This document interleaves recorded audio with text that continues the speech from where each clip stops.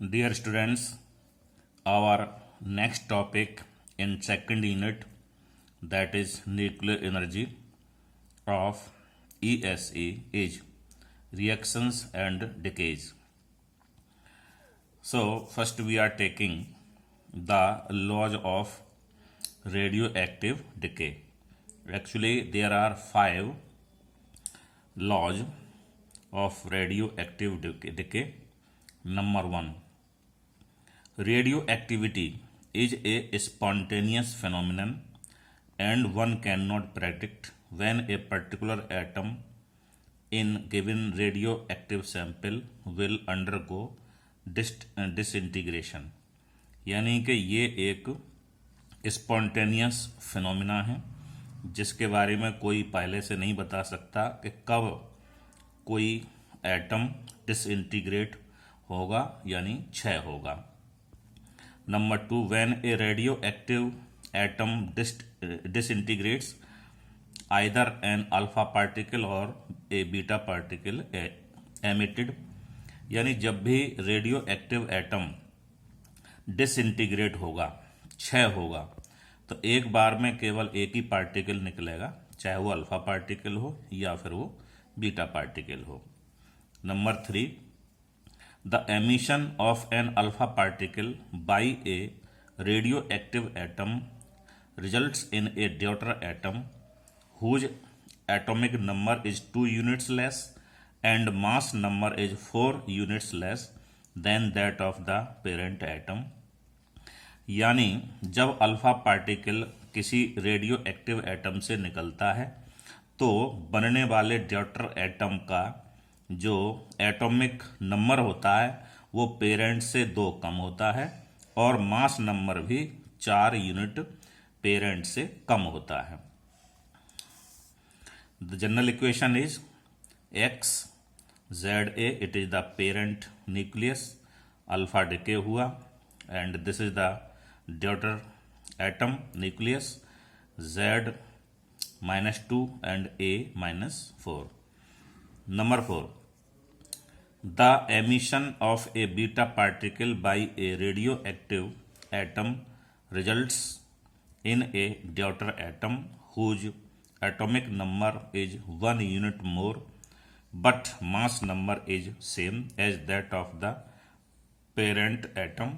यानी कि अगर किसी रेडियो एक्टिव एटम से कोई बीटा पार्टिकल निकलता है तो बनने वाले ड्यूटर एटम का जो एटॉमिक नंबर होता है वो पेरेंट एटम से 1 नंबर ज़्यादा होता है, 1 यूनिट ज़्यादा होता है, जबकि मास नंबर में कोई चेंज नहीं होता है.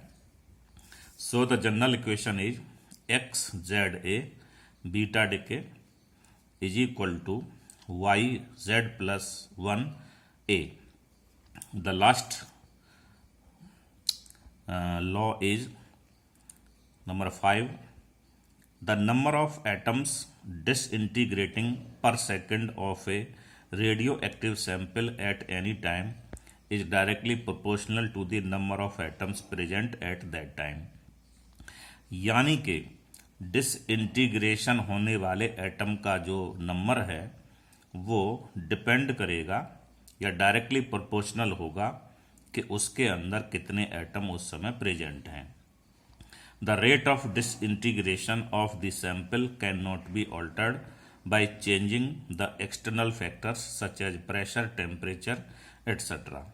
यानी कि इस रेट को डिसइंटीग्रेशन के रेट को जो एक्सटर्नल चेंजेज होते हैं उनके द्वारा हम चेंज नहीं कर सकते, चाहे वो प्रेशर, टेम्परेचर वगैरह कुछ भी हो. It is known as radioactive decay law.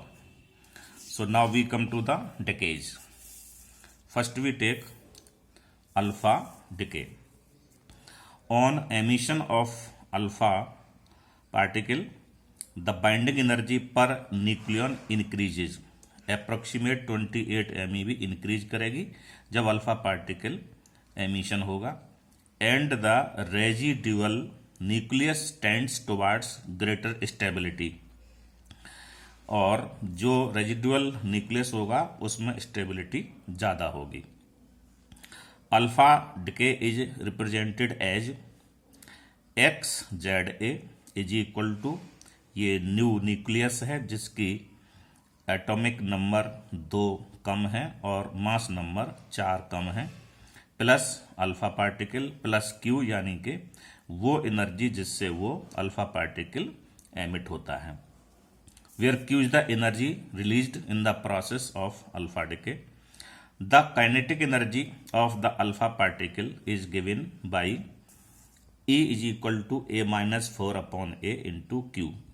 For example, in decay of radon 86-22, it is found that Q is equal to 5.587 MeV.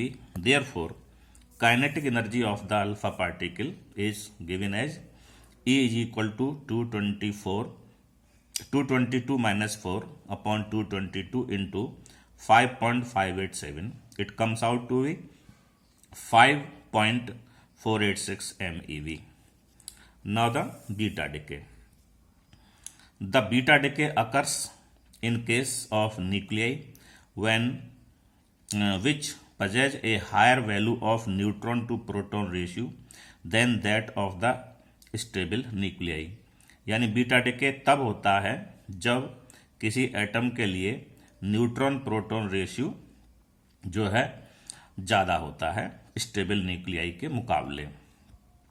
Since neutron number decreases by 1 and the proton number increases by 1, beta decay helps to decrease the neutron to proton ratio, यानी कि ये neutron to proton ratio को कम करने में beta decay काम आता है। Beta decay takes place according to the equation, ये इक्वेशन है parent nucleus X Z A is equal to, ये आपका डॉटर न्यूक्लियस जिसमें जेड +1 है और ए एस सच है plus beta particle plus energy of the beta particle, where E beta is the energy with which beta particle is emitted. एक example लेते हैं, BI 83-210 इज इक्वल टू PO 84-210 plus beta particle plus 1.17 MeV. Now the last is gamma decay. Like atomic energy levels in atoms, nuclear energy levels exist inside the atomic nuclei. ये बड़ी important बात है।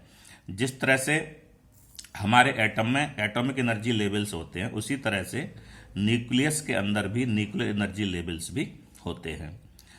Transition between two nuclear energy levels also result in the emission of the energy. और अगर कोई nucleon एक energy level से दूसरी एनर्जी लेवल में जाता है तो वहां भी एनर्जी का एमिशन होता है। The frequency of the energy emitted in nuclear transition falls in gamma ray region. During radioactive decay, the emission of alpha or beta particles usually leaves the residual nucleus in an excited state. ये बड़ी important बात है कि आपका alpha या beta decay जब होता है कि जो भी डॉटर एटम आएगा या न्यूक्लियस आएगा वो एक्साइटेड स्टेट में आएगा, which is found to go to some other excited states और ground state by the emission of gamma ray. और वो या तो अदर एक्साइटेड स्टेट में या फिर ग्राउंड स्टेट में जाएगा तो फिर ये गामा रे को एमिट जरूर करेगा। Whose energy is equal to the difference of energy between the two nuclear energy levels. अब यहां एक एग्जाम्पल ले रहे हैं, बड़ा इंपॉर्टेंट एग्जाम्पल है ये।